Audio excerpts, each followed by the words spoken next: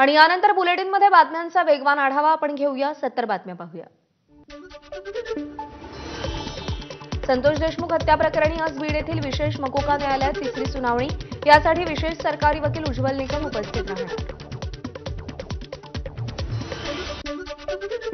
संतोष देशमुख हत्या प्रकरणी तपास करणाऱ्या एसआयटीमधील सीआयडी अधिकारी आणि कर्मचाऱ्यांचा गौरव. प्रकरणाचा तपास जलद गतीने करत 100 दिवसाच्या आतच दोषारोप पत्र दाखल केल्यानं गौरव. मनीषा बिडवे हत्या प्रकरणातील आरोपींची पोलीस कोठडी आज संपणार. दोन्ही आरोपींना आज कळंब न्यायालयात हजर केलं जाईल. प्रशांत कोरटकरला जामीन मंजूर. 50,000च्या जात मुचलक्यासह प्रमुख 3 अटींसह जामीन मंजूर.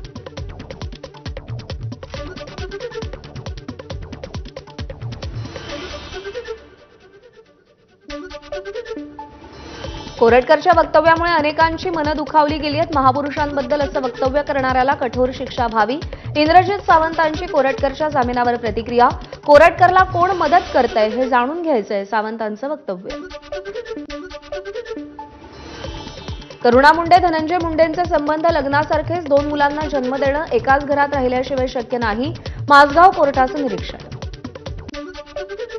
दीनानाथ रुग्णालयाच्या प्रकारानंतर कोणत्याही खासगी रुग्णालयानं अनामत रक्कम घेऊ नये.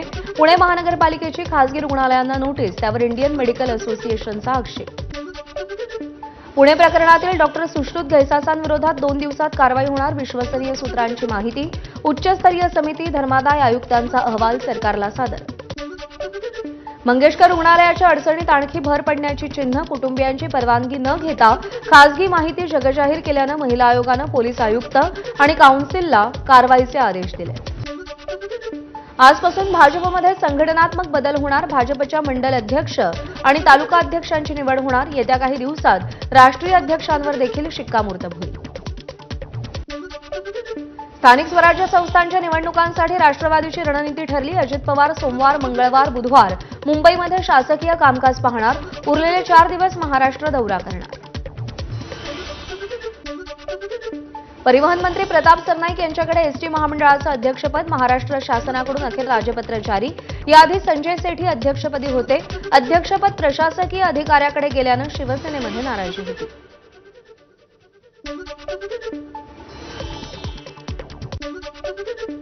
जातनिहाय जनगणना व्हावी या मागणीवर राहुल गांधी ठाम. मात्र जातनिहाय जनगणनेला मोदींचा विरोध. देशाचं वास्तव मोदींना लपवून ठेवायचंय. राहुल गांधींचा मोदींवर निशाणा.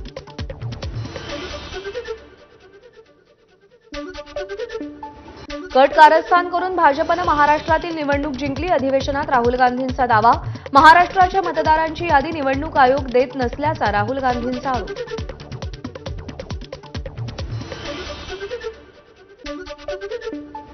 महाराष्ट्रातल्या निवडणुकीत घोटाळा. गुजरातमधल्या काँग्रेसच्या अधिवेशनात मल्लिकार्जुन खरगेंचा भाजपवर हल्लाबोल. पक्षात जी लोक काम करत नाहीत, जबाबदारी निभावत नाहीत, त्यांनी निवृत्त झालं पाहिजे. काँग्रेसच्या अहमदाबाद अधिवेशनामध्ये अध्यक्ष खरगेंचं वक्तव्य.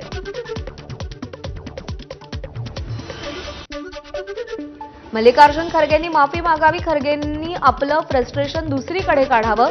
काम न करणाऱ्यांना निवृत्त करण्याबाबत खरगेंनी केलेल्या वक्तव्यावर आमदार सुरेश धस यांची प्रतिक्रिया. 12 एप्रिलला गृहमंत्री अमित शहांचा रायगड दौरा. किल्ले रायगडावर ड्रोन आणि हवाई उपकरणांवर बंदी. प्रशासनाकडून किल्ले रायगडावर करडी नजर राहील. मनसेचा नाद केला तर सोडणार नाही. मनसेच्या मनीष धुरींचा सुनील शुक्लांना इशारा. सुनील शुक्ला दल बदलू बिहारी. 2009 मध्ये ते मनसेचा वर्सोवामध्ये सक्रिय कार्यकर्ता होते. मनीष धुरींची माहिती आणि फोटोही दाखला.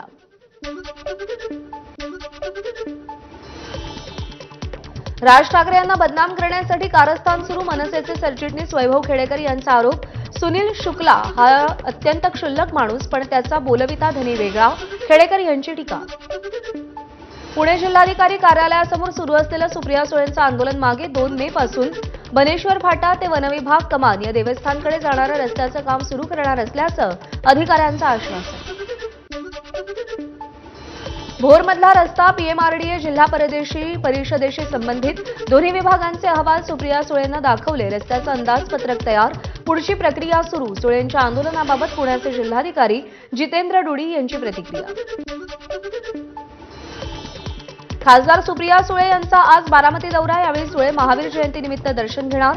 माळेगाव संस्थेसोबत बैठक तसंच सुपा डीपीआर संदर्भात ग्रामस्थांशी चर्चा करणार। शहाजी बापूंच्या सांगोल्यात उपमुख्यमंत्री एकनाथ शिंदेंचा दौरा। यावेळी उपमुख्यमंत्री शिंदे बाबासाहेब आंबेडकरांच्या पुतळ्याचं अनावरण करणार। पालकमंत्री चंद्रशेखर बावनकुळे आज अमरावती दौऱ्यावर। बावनकुळे डॉक्टर पंजाबराव देशमुखांच्या पुण्यतिथी कार्यक्रमाला उपस्थित राहणार। जिल्हाधिकारी कार्यालयातील वॉर आणि हॅलो कलेक्टर संवादाचं उद्घाटन करणार। स्वाभिमानी शेतकरी संघटनेचे अध्यक्ष राजू शेट्टी आज परभणी दौऱ्यावर। शेतकरी हक्क परिषदेला शेट्टी उपस्थित राहणार। लाडकी बहीण योजना बंद होणार नाही आणि 2100 रुपयेही मिळणार। आपला देवाभाऊ मुख्यमंत्री सार्वजनिक बांधकाम मंत्री शिवेंद्रराजे भोसले यांचे परभणीतील लाडक्या बहिणींना आश्वासन। तुळजापूर ड्रग्ज तस्करी प्रकरणात मंदिराच्या पुजाऱ्यांचा सहभाग, 13 जणांची नावं समोर। आरोपी पुजारी राजकीय पक्षाचे कार्यकर्ते असल्याची माहिती। आतापर्यंत 35 आरोपी। तुळजापूर ड्रग्ज प्रकरणात पुजाऱ्यांची नावं हे राजकीय षडयंत्र। भोपे पुजारी मंडळाचे अध्यक्ष अमरराजे कदम यांचा आरोप। पुजाऱ्यांनी पोलीस अधिकाऱ्यांची भेट घेतली। तुळजापूर ड्रग्ज प्रकरणाचे राजकीय कनेक्शन देखील उघड। ड्रग्ज तस्करी प्रकरणातील आरोपींचे खासदार ओमराजे निंबाळकरांसोबत फोटो, तर 2 आरोपी ठाकरेंच्या शिवसेनेचे कार्यकर्ते असल्याची माहिती। स्टोरेज गैरव्यवहार प्रकरणी मुंबई आर्थिक गुन्हे शाखा आणि ईडी अधिकाऱ्यांमध्ये बैठक। लवकरच स्टोरेज गैरव्यवहारातील गुंतवणूकदारांना गुंतवलेली रक्कम न्यायालयाच्या निर्देशानुसार दिली जाणार।